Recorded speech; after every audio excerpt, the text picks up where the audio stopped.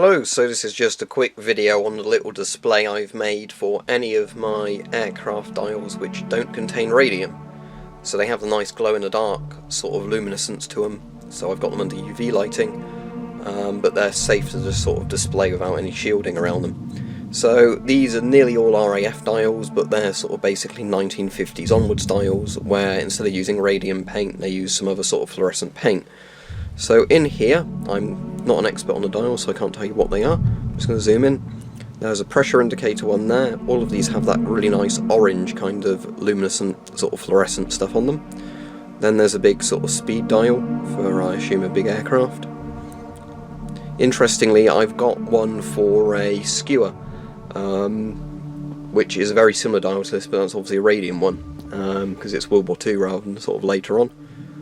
Then there's a weight one, and another weight one, but different measurements, because this one obviously goes to 50. This one only goes up to 30, by the look of it. Then there's this one here that is ever so slightly radioactive, and I assume the reason for that is it was probably a radium one they ended up repainting.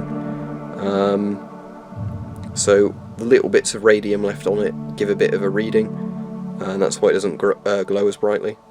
This one here, I'm not sure what this was painted with, but it's not the standard kind of either radioactive or non-radioactive luminescent paint, because it's not bright. And then on the end there's the turn bank indicator, which glows a little bit under UV, but not all that brightly compared to these nice orange ones.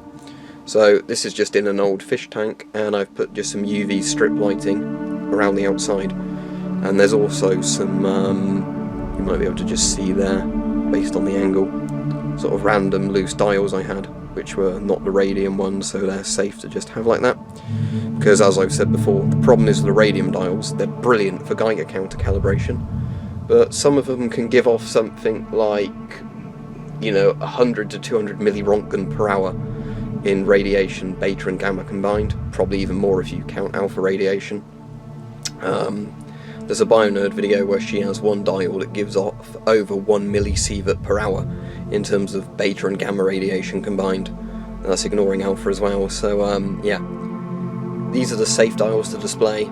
The scary doped up radium dials I keep in a lead line box, but I thought these ones would be nice to display.